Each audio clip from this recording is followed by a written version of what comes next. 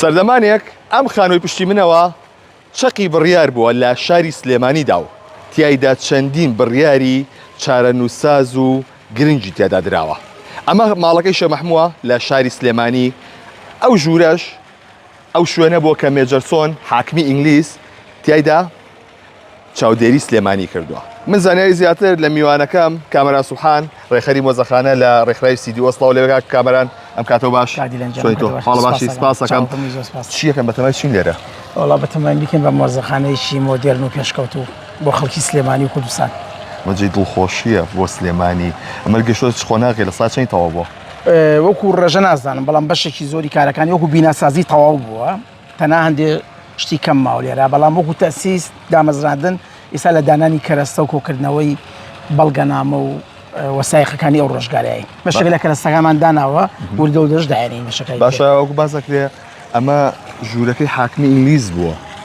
بەڵێ ماوەتۆ مێجەرسۆن؟ بەڵێ خۆی دوو ڕێی لەسەری هەیە. ئەم ژوورە گەسەریە بیناکە بکەیت ترازی ئەم ژوورە جیاوازترە لە هەموو خانووەکە وایە؟ بەرزترە. بەڵێ بەرزترە هە ترازەکەشی. ئەمە بیناسازی کۆنی ئینگلیزە. بەم شێوە دروستکراوانی ئەم خانووە دوایی بۆی تعمیر کراوە بەشەی. پێشتر ڕێیەکەی میجەرسۆن لەم بەر بووە لەم خانووە لێرە لە ژوورێکی تایبەتمانەوە. بەڵێ دوایی کە بۆیان ئەوە کردووە بۆیان خانووەکە تعمیر کراوە. ئەگەر ببینی ئەم بەشەی ڕێک ترازی کۆنی سلێمانیە بیناسازی سلێمانی، بەس ئەو بەشەی ئینگلیزە. ئەوە تایبەت بۆ بە میجەرسۆن سێگۆشەیە بە شێوازی سێگۆشەی. جا پێم خۆش بچینە ژوورە ژوورم شانبەی. ئەمە چی ماوە ئەم مۆزەخانەیە؟ وەکو بینا تەواو بووە، بەڵام وەکو کەرەستە ئیسا بەشێک لە کەرەستەکانمان داناوە، بەشێک لە وێنەکان هەندێک وەسایقی ئەو سەردەمەی سلێمانی کە کۆمەڵێ دیکۆمێن و بەڵگەنامەی زۆر گرنگ هەیە لەسەر شێخ مەحموو لەسەر حکومڕانەکەی بەداخەوە تا ئێستا لە مێژووی ئێمە ئەم بەڵگەنامانە ون بووە. بەڵام ئێمە بەشێک لەم بەڵگەنامانە لە بەریتانیا، لە هندستان، لە فەڕەنسا، لە عێراق، لە وڵاتانی دەوروبەر، لە تورکیا، لە ئێران هێناومانەتەوە. خۆشبەختانە دەریەخات لەو کاتەیە شێخ مەحموو بەڕاستی هەموو ئەو ڕەخنە و سەرنج و تێبینانەی کە لە ناوخوا لە شێخ مەحموو گیراوە لە حکومڕانەکەی ئەو بەڵگەنامانە دەریەخات پێچەوانەکەی ڕاستە. شێخ مەحموو خەون و خولیای هەبووە کە کورد وەکو هەموو میلەتانی ناوچەکە وەکو هەموو میلەتانی دنیا خاوەن قەوارێکی سەربەخۆ بێت.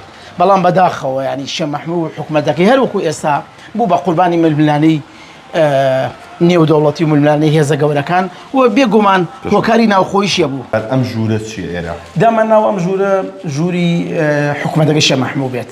لێرە ئاڵایکی سەردەمەکەی شێخ مەحموو، ئەمەش پۆترێتێکی شێخ مەحمووە، ئەمەش کابینەکەیەتی، ینی کابینە و تیمەکەی، تیمە ویزاریەکەی لە ڕاوێژەکانی ئەو وەزیرایی کە لەناو کابینەکەی بە لەگەڵ تیمەرج نییە هەمویان وەزیر بوون، هەندێکیان ڕاوێژکار بوون. بۆ نەمە کەمالیە مەسا ئەوە شێخ نووری شێخ ساڵحە، ئەوە ڕەفیق حلمیە، ئەوە حەمدی ساحب قڕانە، ئەوە حەمەی و ڕەحمان ئاغایە، ئەوە کەریمی عەلەکەیە. ئەم خانووە دراوسەی ماڵی حەمە و ڕەحمان ئاغا. بەڵێ ئەمەی تەنیشمە ماڵی حەمە و ڕەحمان ئاغایە بە پیری سەرۆکی هەرێمی کوردستان. بەڵێ ئەوەی تەنیشمانەوە کە وەزیریش بووە لە کابینەکە. ئەمەش ڕەسمی شێخ مەحمووە. ئەمە هەمووی بە پۆترێت کراوە، پۆترێتی ئاوی هونەرمەند ئاکۆ غەریب بە ترازێکی جوان هەمووی بە یەک قیاس. ئەوەش مستەفا پاشای یا موڵکی ئەوەشم بیر چوو بە ترازێکی جوان ئەمانەی لێرە داینین. ئاڵاکەی شێخ مەحموو بە کورتەکەی ئەم ژوورە ژووری حکومڕانی شێخ مەحموو خۆی بووە. حکومەتەکە لێرە ڕاکێراوە کامەران؟ بەڵێ حکومەتەکە لێرە بووە، بە تایبەتی حکومەتی یەکەم و دووەم لەم لێرە بووە. ئەبێت چ دیمەنێک بوو بەدڵنیایەوە و حکومەتی کوردی ڕاگەیەنرێ. ڕاستە لێرەش خۆشتان نەزانی ئێرە هەمووی چەند سەد مەترێک لە بەردەکی سەراوە دوورە. دیارە کە مێژۆکەی ڕەنگە بزان خۆتان لە سلێمانی کە حاکمی ئینگلیز هاتە ئێرە ئیعلانی لە بەردەکی سەرا کردوتی ئێمە قاوارێک بۆ کورد دروستەکەین لە سلێمانی و شێخ مەحمووش ڕابەرایەتیەکات. ئەی ئێرە چییە تا کامەرە؟ فەرموو بڕۆ. ئەمە ژوورێک بوو، ئەم ژوورە ئەم بەشە تایبەت بۆ بە شێخ مەحموو. ئەوەی کە زۆر سەرنج ڕاکێشە ڕەنگە بۆ بینەرەکانتان ترازی ئەندازیاری ئێرەیە. ئەگەر ببینین ئەمە هەمووی هینی خانووەکە خۆیەتی. ئەم خانووە تەمەنی زیاتر لە 130 ساڵە.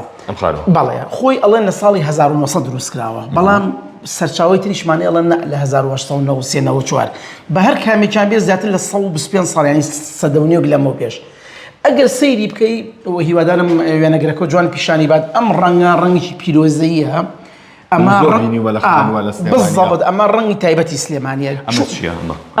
ئەمە هەر کۆنەکەی خۆیەتی وەکو خۆی ئەو چواردانی تیا بووە. ئێمە ئەوە نەماوە، ئەمانەوێ عینەش لەوێ دروستیکەینەوە و ئەمەش نەخشونیگارێکی کۆنی سلێمانی. دیارە شێخ مەحموو خۆی لەم بەشە ژیاوە ئەم قەنەفانەی ئەو سەردەمەیە کە شێ مەحموو تیا ژیاوە ئەم داری ئەو کاتەیەمە بەڵێ هینی ئەو سەردەمە ئەمەش ژوورێکە ئەگەر یارمەتی بە وێنەگرەکەمان هەبێ سەری بۆ بنووشتێنی تۆ ئەنجابێتە ژوورۆ لێرە ئەوش تایبەتمەندێتی بەڵێ ئەتەچێتی سلێمانی کۆن بۆ کاتی خۆی بۆی کە ساحبخان و ساحمەڵسەر بۆ میوانەکانی ئەمە کەرەستەی سەربازیە ئەمە ئەو چەکانەیە کە لەو سەردەمەیە و چەکی ڕووسی تایە و بەریتانی تایە فەڕەنسی تایە ئینگلیزی تایە ئەمە ئەو چەکانە بەریتانیەکانن ببوورە وڵای من زۆر شارەزای سەربازی بەڵام هەمووی لێرا بۆ بینەران کە سەردانی مۆزەخانەکەن هەمووی تایەتی ئەمانەش هەر بە هەمان شێوە ئەمانەش هەر کەرەستەی سەربازی نەگەر وێنەگرەکە یارمەتی بە طبعاً ئێوە یەکەم میدیان کە تەسووری یەکەن وێنە ئەگرن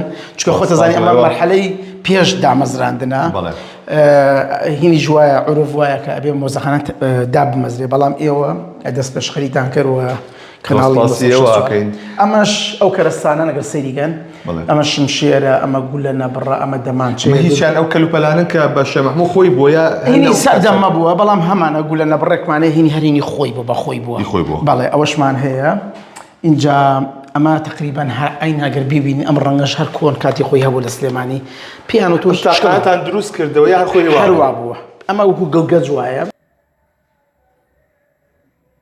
ئەم تاقانە بۆ ئەوە ئەو دوو خەتە چیە ئەڵێ وەکو شاخێک بێ لەخیر مەندازەری سلێمانی خۆی هەیە ئەمە لە زۆر ماڵی تری شاوە بینی دانی بەس لێرە نییە ئەم نەخشاتان دروست کردەوە یا هەر مابوو خۆی ئەم نەخشانە دروست کراوەتەوە بەس دوایی بە برای ئەو برادەری وێنەگرەمان پیشانتانیان بەشێکی ماوە لەسەر ئەینە خۆی وەکو خۆی دروست کراوەتەوە ئێرە چییە فەرموو ببوورە ئەمە هەرچەند کەرەستەکان ئەگەر بیبین ئەمە سینەما ڤژنێکە ئەمە سینەما ڤژنە کە خەڵک دێتە ژوورە بۆ مۆزەخانەکە لەم سینەما ڤژنە فیلم نمایی شکلی با کردی و انگلیزی لسر او فیلم دیکومنتری لسر حکمرانی شێ مەحموو کراوە لەناو ئێرەشە 5 شاشە هەیە ئەم شاشانە ببینی بۆ ئەمە یەکێک لە شاشەکان هەموو ژمارەکانی ئەو 4 ڕۆژنامەیە تایە کە لە سەردەمی حکمرانی شێ مەحمووە بووە بانگی حاق ئومێدی ئیستیقلال ئەو ڕۆژنامانە هەموو ژمارەکانی تایە تۆ ئەگەڕێیت هەر شتێکی پێویست بێت سەیریەکەی حەسکەی وتارێک بابەتێک شتێک ئیعازی تایە بۆ پرنتەکرێ و هەڵەگیرێت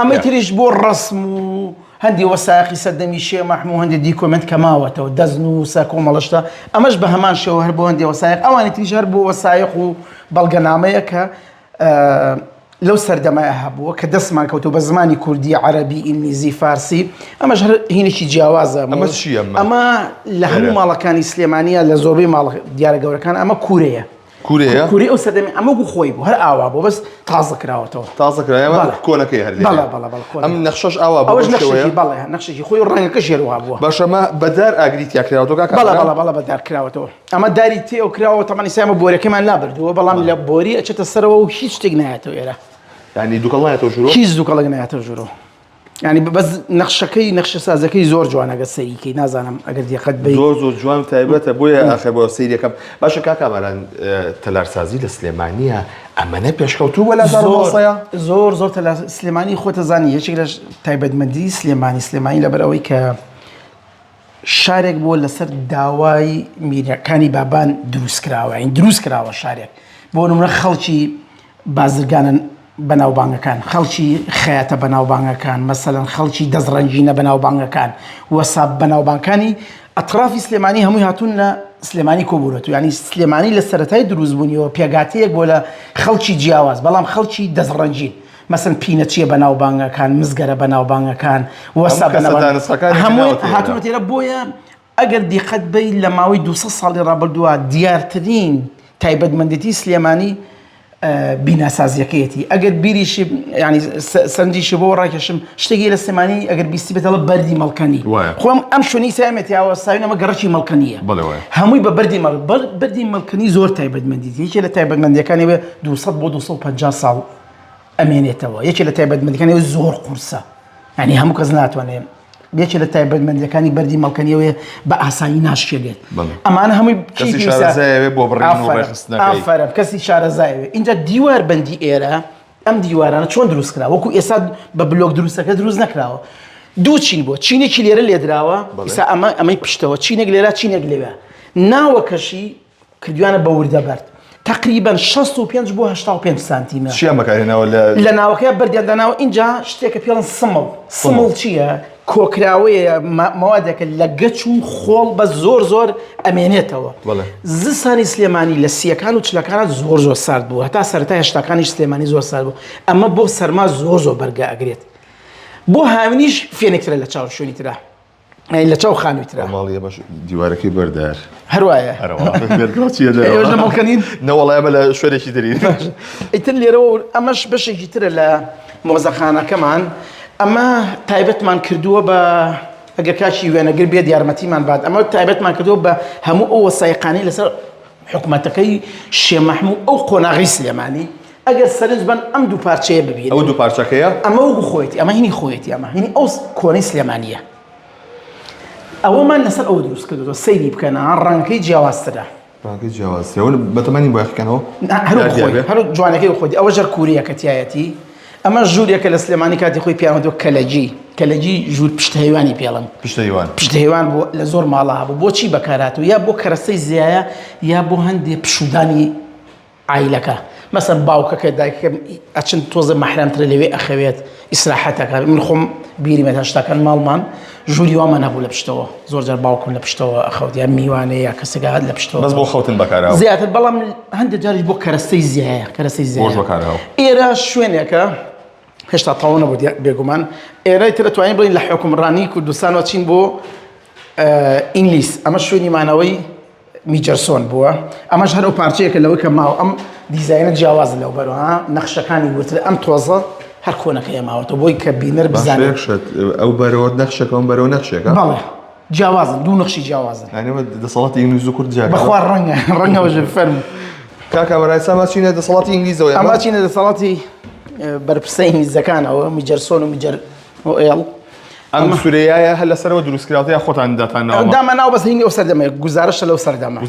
بەڵێ ئەمەش ئەگەر دیقەت بێ ئەمیش هەر تۆزە جیاوازترە، ڕاستە ڕەنگە سلێمان بەزە دیکۆرەکەی جیاوازترە.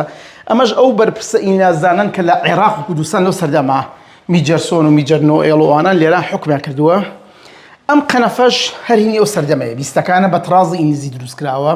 یعنی هەمان قەنەفە کۆنەکەی و سەردەمەیە بەڵێ هین لەو سەردەمە بوو. بەڵێ هین بڵێت من دەسەر بە دروستان کردبێتەوە. نەخێر ئەمەش هەندێک کەرەسەی ترە ماوێتی ژووری ئینگلیز لە داهاتووە. ئەمە هیچی ئەو شمشێرە کۆنانەیە کە بە خۆیان بووە چی بوو؟ هینی ئەو سەردەمەیە، هینی ئەو سەردەمەیە. ئەگەر سەرنجیش بەی ئەم کوورەیە کاک دیلان جیاوازترە لە کوورەکانی تر. ئەمە دیزاینێکی کوردی نییە، وایە دیزاینێکی جیاوازە. اینجا من هەموو جارێک بۆ برادرانی خۆمان ئەڵەم لە ئێستا لە کیمیاوی و بەم شتانە ئەو کوژدەی خۆشترە، بەس ئەمە زۆر ناخۆشە بەم خەنجەرە بکوژدەیە زانی ئەمە زۆر ناخۆشە. ئینسانی سا بە تۆپ و تارە ئەوانە ڕەنگە باشتر بێ، بەس ئەمە زۆر ناخۆشە. باشە ئەمە وەزنی هەیە چۆن تااقەتیان هەبوو ئەمە هەڵگرن لەو سەردەما زۆر قەبە و گەورە بوون. ئەم شوێنەش شوێنێکی بەرزە لە سلێمانیە. تەمان خۆ دەزانن کاتی خۆی بیناسازی بەرز نەبوو، هەموو خانوەکانی قات بوون. ئێرە هەمووی 100 مەتر 150 مەتر لە بەردێکی سەراوە. لێرەوەیتە سەرا دیار بووە. خۆی سەرا دیار بۆ سەراش شوێنی ململانەی سیاسی و تەنانە کۆمەڵایەتی و بازرگانی ئەم شارە بووە، لێرا بووە. ئەمە من وایە بینم یا وا تەفسیری ئەکرێ، من تەسەوری خۆشم لەگەڵ تەبام ئەڵەن میجەرسۆن لێرەوە دائیمە چاودێری سەرا و چاودێری ئەوشی کرد و بزانێت چییە بۆ لای شێخ مەحموود چیە نایەت، یعنی شتێکی وای تیا بوو بەهینی من، یعنی هەر تەفسیری من ئەوەیە. بۆی ئێرە بەرزترین شوێنی خانووەکەشە. ئەمەیە خانۆکەی حەمی ئەوڕەحمان ئاغا؟ بەڵێ ئەم خانووی تەنیشت وەزیر و لە کابینەکەیە و ڕاوێژکاریشی بووە. وەزیری چەند وەزارەت بووە؟ ئەڵەن چەند وەزارەتێک بووە باسەکرێ. ئیسا تەرکیزم نییە، بەس لە بیدایەتی هاتنی شێخ مەحموودەوە حەمی ئەوڕەحمان ئاغا وەکو یەکێک لە کەساتە دیارەکانی سلێمانی لەگەڵیا بووە، هەم ڕاوێژکاریش بوو هەم وەزیری شتێک بووە لە کابینەکەیە. ئەوە ڕسمی میجەرسۆنەکە؟